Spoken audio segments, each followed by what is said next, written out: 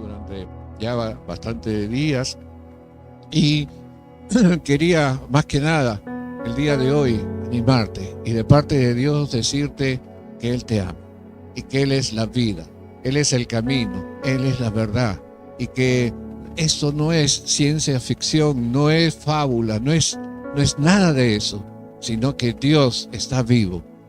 Tenemos un Dios vivo. ¿Cuánto dicen amén? Porque Él está a la derecha del Padre y Él sigue haciendo milagros igual que ayer, que hace muchos años, sigue haciendo milagros hoy. ¿Y tú lo crees? Amén, porque Él está vivo. No tenemos un Dios muerto. Y no solamente eso, sino tenemos al Espíritu de Dios que mora en nosotros. Hoy día quiero empezar a compartir lo que es la primera carta de la epístola de San Juan, una primera epístola universal. Quisiera que me acompañes en el capítulo 1, verso 1, 2 y 3. 1, 2 y 3. Vamos a leerlo, ¿sí? Y dice así, dice la palabra de Dios así. Lo que era desde el principio, lo que hemos visto y testificamos con nuestros ojos, lo que hemos contemplado y palparon nuestras manos tocante al verbo de vida. Verso 2. Porque la vida fue manifestada y la hemos visto y testificamos y os anunciamos la vida eterna, la cual estaba con el Padre y se nos manifestó. Lo que hemos visto y oído, eso os anunciamos, para que también vosotros, tengáis comunión con nosotros. Y nuestra comunión verdadera es con el Padre y con su Hijo Jesucristo. Oremos. Bendito Dios y Padre Celestial, te doy gracias, mi buen Señor, porque tú siempre nos hablas, mi buen Padre, a cada uno de nosotros de una manera individual y especial. Te ruego que estés, Señor, llevando esta semilla, mi buen Dios, a cada corazón, y para que de esa manera también, Señor, estén guardándola, Señor, y estén aplicándola a sus vidas, a sus mentes, a sus pensamientos. Gracias, Señor. Te bendecimos en el nombre de Jesucristo, nuestro Señor. Amén. En todos los tiempos, incluso desde los inicios de la iglesia, aquella iglesia que le llamaban la iglesia primitiva, yo quiero llamarle la iglesia pura, porque estaban con la doctrina fresca de nuestro Señor Jesucristo. Pero a través de las épocas, en las iglesias que se levantaron, y cuando digo época estoy hablando justamente después que Jesucristo subió a los cielos, ¿no? Empezaron a entrar ideas contrarias. Empezaron a entrar ideas contrarias a la doctrina sana. Porque siempre hablamos de que nosotros llevamos una doctrina sana, porque la doctrina no es de hombre, sino la doctrina es cristocéntrica y bibliocéntrica. Estamos concentrados acerca de lo que Jesucristo nos enseñó y acerca de lo que la Biblia dice.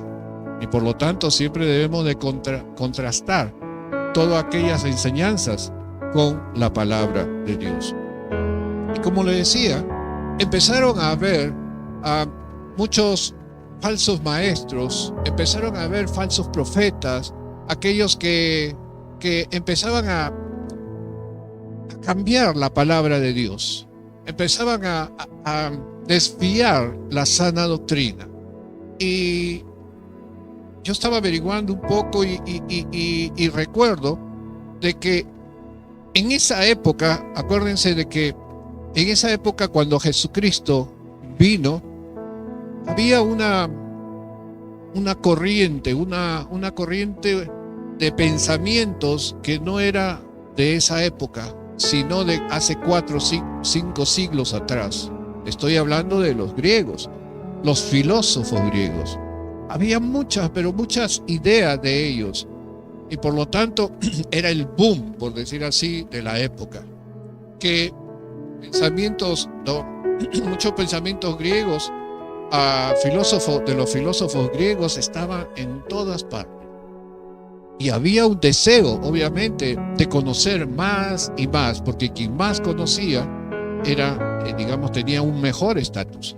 Entonces, habían muchos pensamientos como de Sócrates, Platón, Aristóteles, y todas esas gente, todas esas personas. Es más, habían en las ciudades, habían aerópagos en donde disertaban esas influencias, esos pensamientos, disertaban, y la gente se aglomeraba para escuchar. ¿Para qué? Para tener más conocimiento. Porque esa era la filosofía de esa época. Quien tenía un mejor estatus. Es más, estaba diciendo de que incluso la gente adinerada podía contratar incluso como parte de sus empleados a estudiantes o discípulos de alguna corriente filosófica, con el propósito de que su familia crezca en el conocimiento, ¿no? Y entre todos ellos había florecido, o mejor dicho, estaba iniciando los agnósticos. También estaban iniciando los docetistas, que eran dos corrientes. ¿Y qué decían los agnósticos? Los agnósticos decían de que la materia es pecaminosa, la materia es mala, pero el espíritu es bueno. Por lo tanto, que si la materia, como es mala, va a jalar a la maldad, entonces eso es normal y natural, y por lo tanto podían pecar, no había problema. Pero tenían la salvación porque su espíritu era bueno. Y esas cosas ingresaban a la iglesia y habían dudas. Lo segundo era de que los docetistas decían de que Cristo, Jesús, había venido, pero no en cuerpo, sino era una figura tipo fantasmal, y por lo tanto no se había reencarnado Jesucristo. Es más, decía de que el Cristo no había sufrido ninguna pasión, no había tenido ningún dolor, porque no era carne, no era como tú y yo, y por lo tanto todo lo que dice en la palabra de Dios había sido exagerado o distorsionado. Entonces, esas ideas y muchos más estaban ingresando en las iglesias. Por eso es que San Pablo y San Juan vemos y otros vemos cómo hablan acerca, Pedro también habla acerca de estos profetas, estas ideas, ¿no? Estas ideas que habían ingresado o que estaban ingresando en la iglesia. Preocupados ellos, empezaron a escribir las cartas también a las diferentes iglesias. Ahora, Jesucristo ya lo había advertido, que habían gente de que podían distorsionar la verdad. Habían personas que podían desviarte de la sana doctrina y por lo tanto de la salvación. Y de esos teníamos que tener cuidado.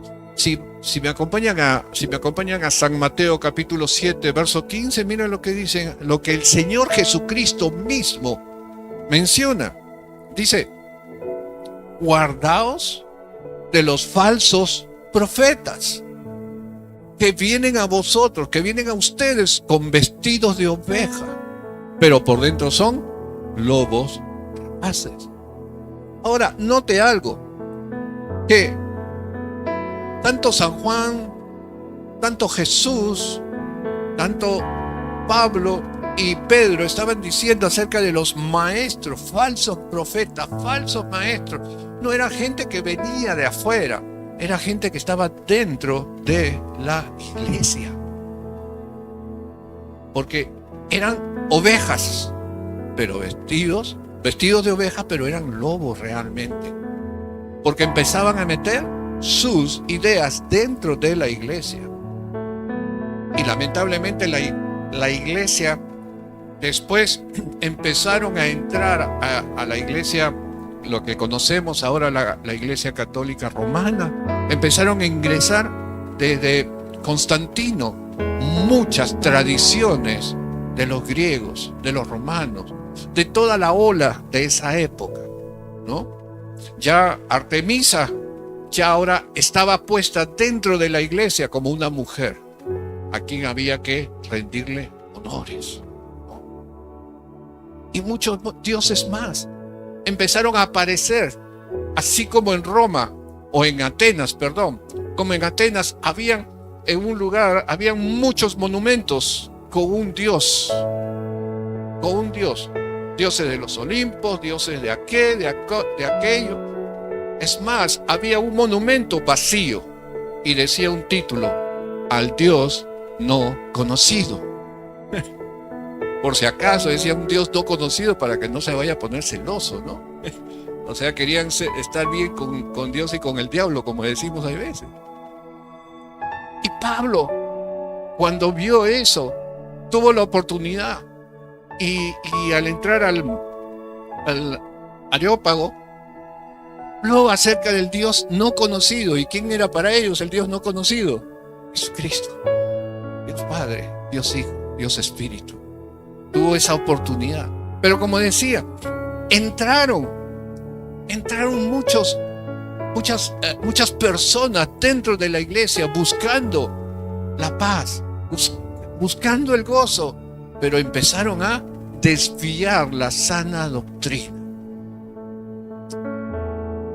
Según de Pedro 2:17, mire lo que nos dice acerca de estas personas.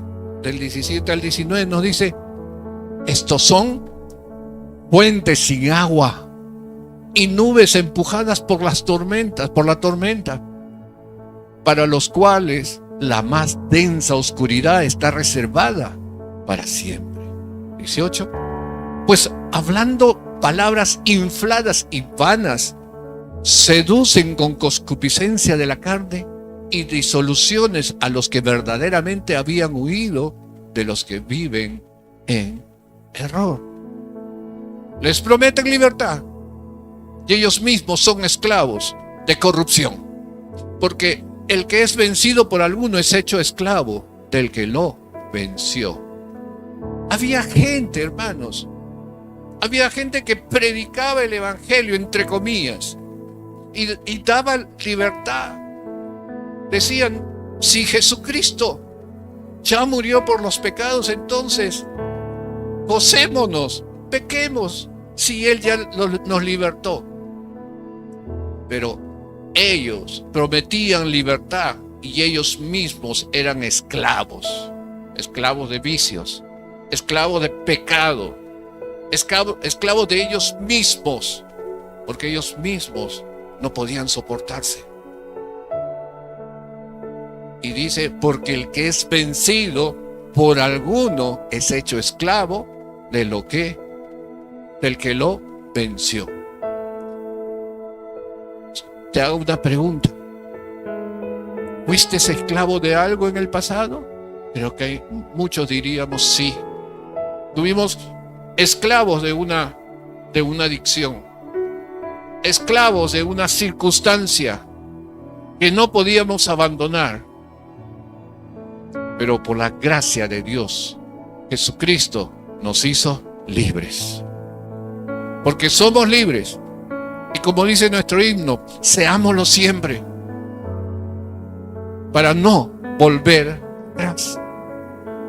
Porque el que toma el arado y mira atrás, dice el Señor, no es digno de él. Y también miren lo que dice Judas, Judas 1:12, dice así: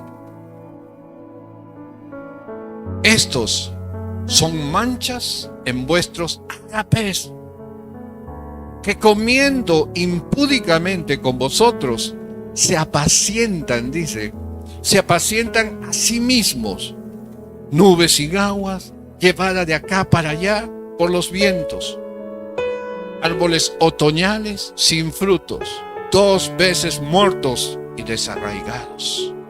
Estos son manchas en vuestros agapes. ¿Qué pasaba? Sucedía de que eran líderes, entre comillas, pero en plena reunión compartían el pan, compartían el vino y se les pasaba la mano y salían embriagándose. Era una mancha para toda la congregación. De eso está hablando. Porque impúdicamente con vosotros se apacientan a sí mismos, se deleitan, venga nomás, vengan. Pero realmente no había la libertad en ellos. Hoy en día, hermanos, ¿saben qué? Hoy en día también sucede cosas dentro de nuestra iglesia. Y no estoy solamente hablando de aquí, estoy hablando de todas las iglesias a nivel mundial. Hay hombres y mujeres que intentan cambiar la sana doctrina. Y lo peor es que los pastores o los que están dirigiendo la iglesia a veces los aceptan con el propósito de que no se vayan luego del mundo. En ese sentido, tenemos que ser rígidos, porque el Señor nos va a tomar en cuenta. Hermanos, tenemos que tener mucho cuidado por eso.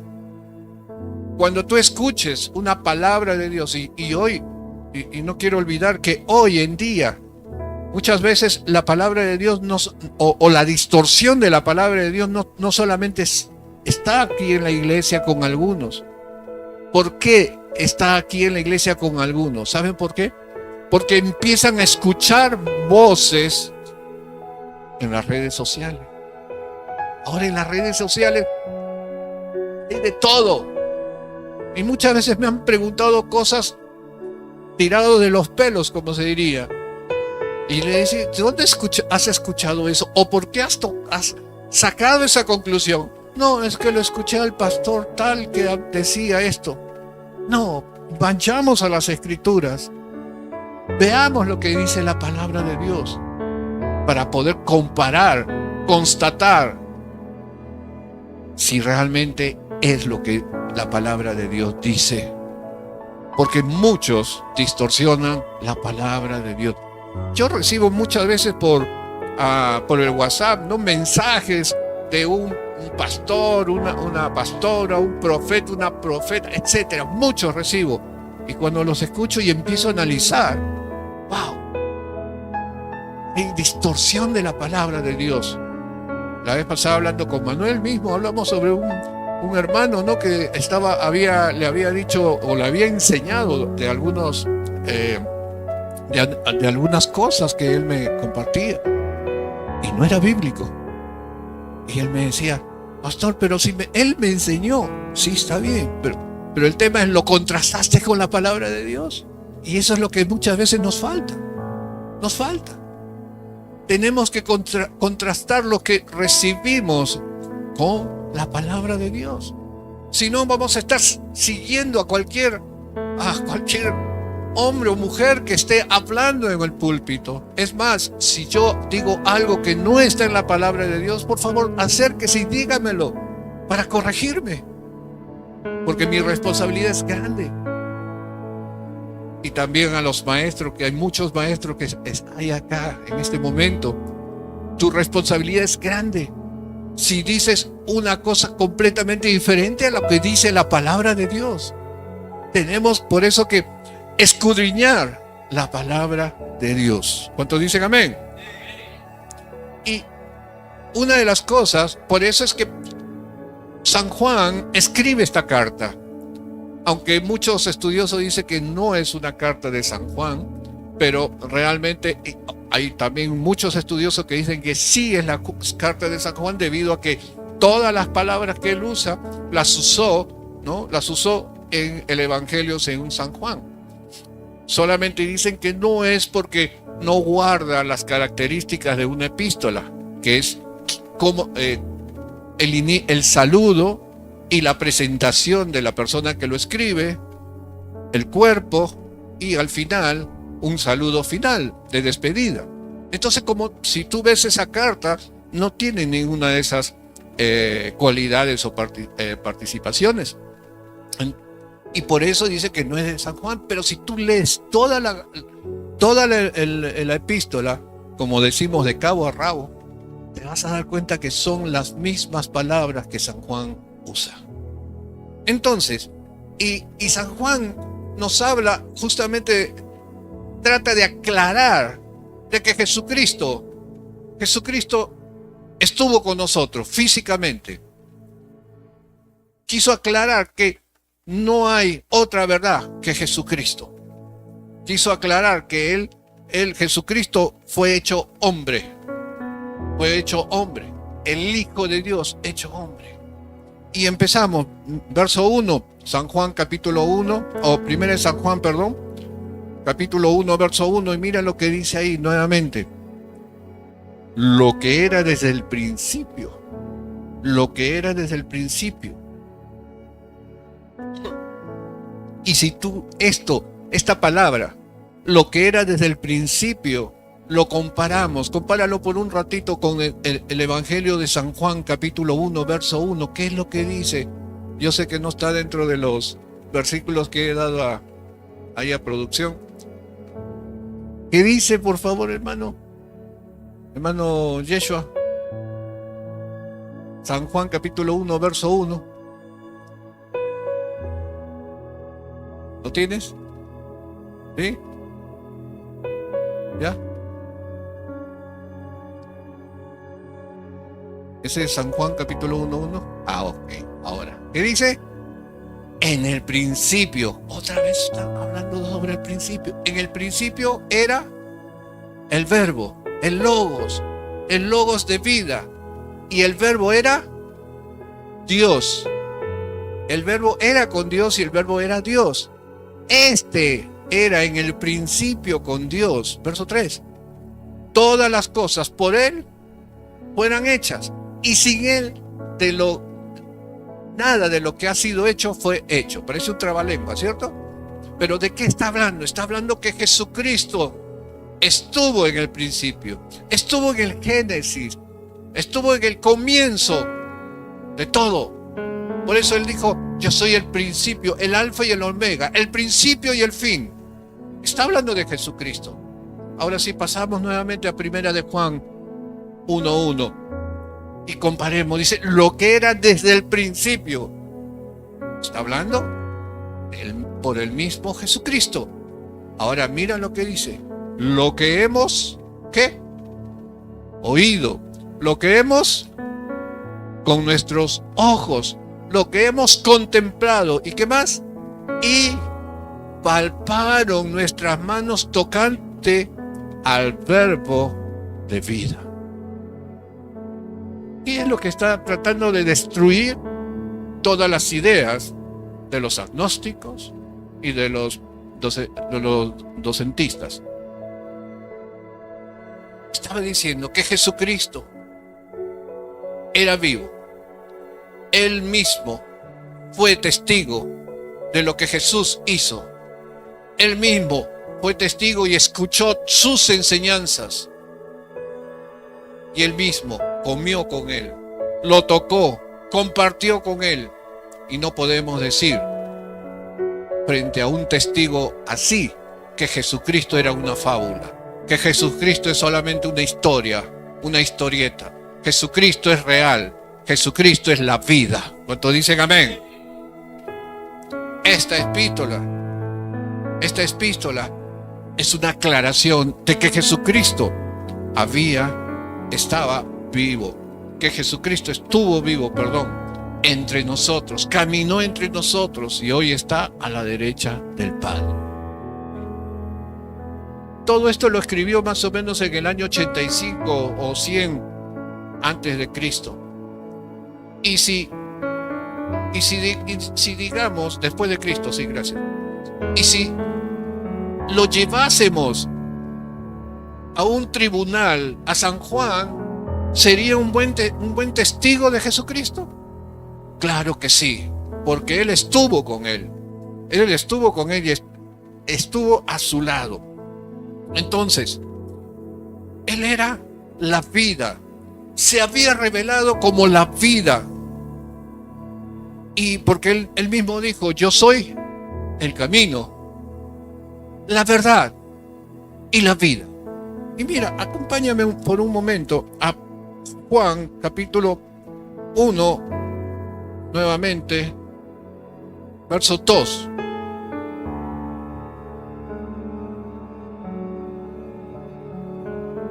Dice, este era en el principio con Dios. Verso 3. Todas las cosas por Él fueron hechas y sin Él nada de lo que ha sido hecho fue hecho. Verso 4. En Él estaba, ¿qué? Y la vida era la luz de los hombres. En Él estaba la vida. Algo que el Señor estaba revelándose de que Él era la vida. Por eso dijo que aunque estés muerto, vivirás. Porque en Jesucristo tenemos vida y vida eterna. Acompáñame a Juan capítulo 10, verso 17. Dinamita es esto. Gloria sea al Señor. Dice, por eso me ama, ¿quién? El Padre. Porque yo pongo mi vida. ¿Para qué? O sea que el Señor daba su vida y también la podía volver a tomar. Porque Él era la vida. Verso 18, por favor. Nadie me la quita, gloria a Dios, sino que yo de mí mismo la pongo. Tengo que poder para ponerla y tengo poder para volverla a tomar. Este mandato recibí de mi Padre. Y ese poder lo tenía Jesucristo. ¿Cuántos dicen amén? Por eso que digo que tenemos un Dios vivo. No tenemos un Dios muerto. No tenemos un Dios que está en una tumba. Él está vivo. Y no solamente eso. Él nos da vida. Él nos da vida. Efesios capítulo 2, verso 4 y 6. Mira lo que dice. Pero Dios, que es rico en misericordia, por su gran amor con que nos amó, aún estando nosotros, ¿qué? Muertos en pecados, nos dio vida juntamente con Cristo. Porque por gracia sois salvos. Verso 6. Y juntamente con Él nos resucitó y asimismo nos hizo sentar en los lugares celestiales con Cristo Jesús. Pero ¿cómo que nos hizo sentar en lugares celestiales si estamos aquí todavía en la tierra? Es que el Señor ya nos ve junto a Él. Así como a ti te conocía por nombre antes de nacer, sí, Él nos ve ahora junto a Él en la gloria eterna. Por eso el Señor le dijo a sus discípulos, os conviene que me vaya, porque voy a hacer morada. Hay muchas moradas en la casa de mi Padre, para ti y para mí. Nos está preparando para esa gloria, para estar con Él. Y sabes, volvamos a Juan, la primera de Juan 1, 2. Dice, porque la vida fue manifestada y la hemos visto y testificada y testificamos y os anunciamos la vida eterna. Mira, lo que está diciendo San Juan aquí es que todo lo que tú has aprendido de Jesucristo, eso es. Yo lo vi, dijo San Juan. Yo lo escuché. Porque Él es la vida. Y la vida eterna existe. Así que no hay duda, hermano, de que si tú recibes a Cristo en tu corazón realmente, tú eres salvo.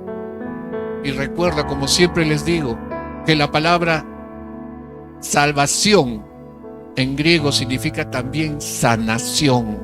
Y si tú has estado enfermo en delitos y pecados, Él también nos sana. Y por eso nos hace libres. ¿Cuánto pueden decir gloria a Dios? Dale un aplauso a nuestro Señor.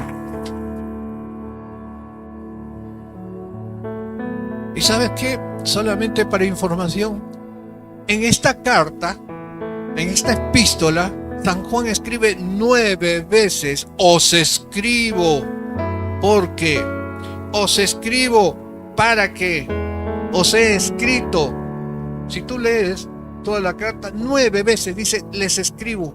En otras palabras, les escribo para que recalcarles una vez más aquello que yo ya les dije anteriormente en el Evangelio de San Juan, que todo lo que he dicho es cierto. Pero ¿por qué muchas veces hay hermanos y hermanas que vienen a la iglesia, pero cuando salen de la puerta nuevamente regresan a lo mismo? ¿Saben por qué? Porque no creen realmente que Jesucristo ha cambiado su vida, porque aún no han entregado realmente todo su corazón a Él. Está bien, puedes estar luchando y la lucha es continua. Recuerda, Pablo dijo, no es que ya haya ganado, sino es que sigo corriendo la carrera. Es que afuera tenemos que seguir luchando contra este sistema, contra este mundo, contra aquellas personas que te dicen, ay, qué religioso que eres, tienes que estar orando hasta en la mesa. Tenemos que estar luchando con ellos, porque ellos aún no conocen y no han entrado. Hoy Jesucristo no ha entrado en sus corazones, porque el día que Jesucristo entre en sus corazones va a ser dinamita, porque va a transformar sus vidas, porque sus vidas, lo que Jesucristo quiere es que sus vidas también sean de ellos. ¿Sabes? Hay algunos que durante todo este tiempo y que he hablado, cuando le digo, oye, pero ¿por qué no quieres ser cristiano? No, pastor, todavía no, déjeme un tiempo más. Me decía, ¿un tiempo más para qué? Es que si soy cristiano ya no puedo ir a fiesta.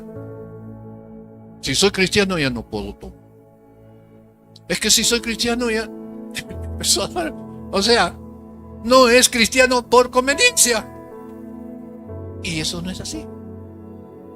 Porque Cristo, ¿qué es lo que quiere? Salvarnos. Amén. ¿Salvarnos de qué? De esa vana manera de vivir. ¿Y qué significa vana? Que no de nada. Que por el contrario, tenemos que cuidarnos, cuidar nuestro cuerpo. Como dijo Pablo, que no sabéis que vosotros sois templo del Espíritu Santo. Que si no cuidas tu cuerpo, si no cuidas tu mente de lo que ingresa por tus ojos o ingresa por tus oídos, estás deteriorando el templo del Espíritu Santo que habita en ti. Por lo tanto, cuídate. El Señor nos dio 2 mandamientos: amar a Dios sobre todas las cosas y a tu prójimo como a ti mismo. Entonces, el cuidarte es un mandamiento. El cuidar tu mente, tu corazón es un mandamiento. Y por eso escribe San Juan escribe esto. ¿Sabes para qué? Primeramente, para fomentar la comunión con Dios y entre nosotros mismos. Para que haya una coinonía verdadera. Así como cuando nos saludamos antes de empezar el servicio o antes de salir del servicio, nos saludamos unos a otros, para que ese saludo sea un saludo real y verdadero, en amor. Amaos los unos a los otros. Y el amor es respeto. El amor es dar de mí a ti. No es solamente, ¿no?, de ti para mí. Porque muchas veces se cree que cuando, ay, estoy enamorado, estoy enamorada, ¿no?, me voy a casar para que me haga feliz. No es para que te haga feliz, es para que tú hagas feliz a la otra persona, para que respetes a la otra persona, para que ames, para que des de ti a la otra persona. Eso es amor. O Jesucristo vino para ser servido. No, Él vino para servir. Él se entregó por amor. Por eso cuando estamos casando para el matrimonio, ¿no?, ahora es para que ames a la otra persona, para que des tu vida por la otra persona, así como Cristo dio su vida por su iglesia. Entonces no es para que te amen, sino para que tú ames. Y amar sin condición. Si tú cambias, yo voy a cambiar. ¿Se escuchó? No es así. Tú amas porque es un mandato de amar a tu prójimo. ¿Cuánto dicen amén? Creo que estoy pisando callos, creo, ¿eh? Aleluya. Lo segundo que el Señor nos habla aquí a través de San Juan es para promover el gozo cristiano. Hermanos, muchas veces piensan de que tener santidad o caminar en santidad es como estar así todo, gloria a Dios. No, man. Debemos de tener gozo. Debemos de tener gozo. Allá. Tenemos que, el cristiano, como decía, había una canción que decía, un cristiano no puede estar enojado, decía una canción, porque tenemos que tener gozo, alegría. No podemos estar como chupando limón. Tenemos que ser gozo. ¿Por qué? Porque Jesucristo nos dio libertad, y aquel que no es libre puede estar chupando limón. Pero los que el Cristo nos ha liberado, entonces demos un grito de gozo. ¿Cuántos gritan con gozo? Aleluya. Dale un aplauso a nuestro Señor.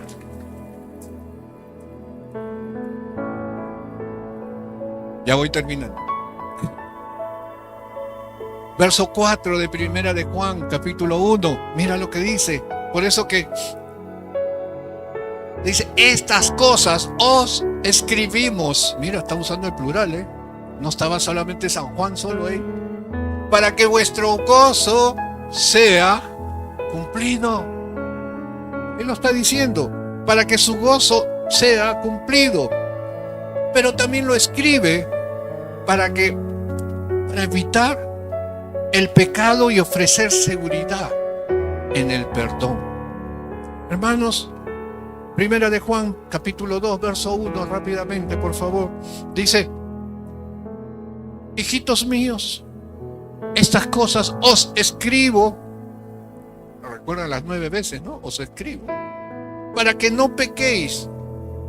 ¿Para qué no pequéis? Y si alguno hubiere pecado, abogado tenemos para con el Padre, Jesucristo el justo. Jesucristo el justo, hermano.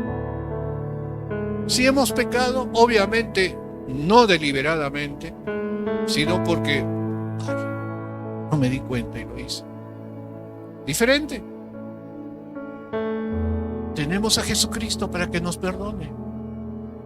Tenemos a Él porque por su sangre hemos sido cubiertos. Pero lo único que tenemos que hacer es declarar nuestro pecado a Él. Y como dice Santiago, y a todo varón, declara tu pecado. 4. Alertar sobre el error doctrinar y falsos maestros. Capítulo 2, verso 26 dice: os he escrito esto sobre lo que os engaña. Una vez más, les escribo sobre todo por aquellos que los engañan.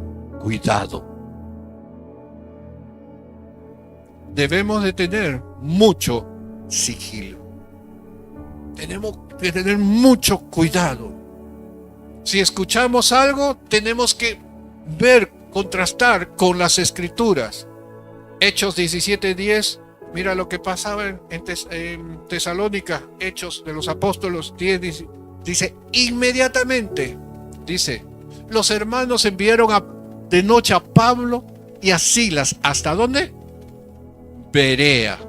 Y ellos, habiendo llegado, siguieron trabajando y entraron en la sinagoga de los judíos, verso 11, y estos eran más nobles que los que estaban en Tesalónica, pues recibieron la palabra con toda solicitud, los de Berea, escudriñando cada día las Escrituras para ver si estas cosas eran así. O sea que Pablo y Silas estaban predicando y ellos decían, qué bonito. Sí. Pero después iban en la noche y para ver si era correcto lo que estaban escuchando. Esa es la diferencia. Por eso dice que eran más nobles los de Berea que Tesalónica. Finalmente, hermano, hermana, no escuches a cualquier advenedizo. No escuches cualquier palabra que puedas encontrar por internet o lo que fuere. No lo escuches. Y si lo escuchas, constátalo, contrástalo con la palabra de Dios, para que estés seguro, segura de lo que está ingresando, de lo que estás alimentando tu alma con comida fresca y buena. Y lo más importante, hermano, Jesucristo es el Hijo de Dios. Jesucristo es el Dios hecho hombre, que no hubo pecado. No hubo pecado. No fue un ángel, no fue un mensajero, no fue un profeta, y mucho menos no era solamente un hombre que hacía prodigio, sino era y es el Hijo de Dios hecho hombre. ¿Cuántos dicen amén? Por eso nuestro Salvador y nuestro Señor es la palabra de vida. Y Él, si tú y yo cerramos los ojos, el día que Él venga por segunda vez, Él nos dará vida eterna. ¿Cuántos dicen amén? Gloria sea al Señor. No dudemos. No escuchemos fácilmente cualquier doctrina. No dudemos. Y solo esperemos en Cristo Jesús. Amén. Ponte de pie.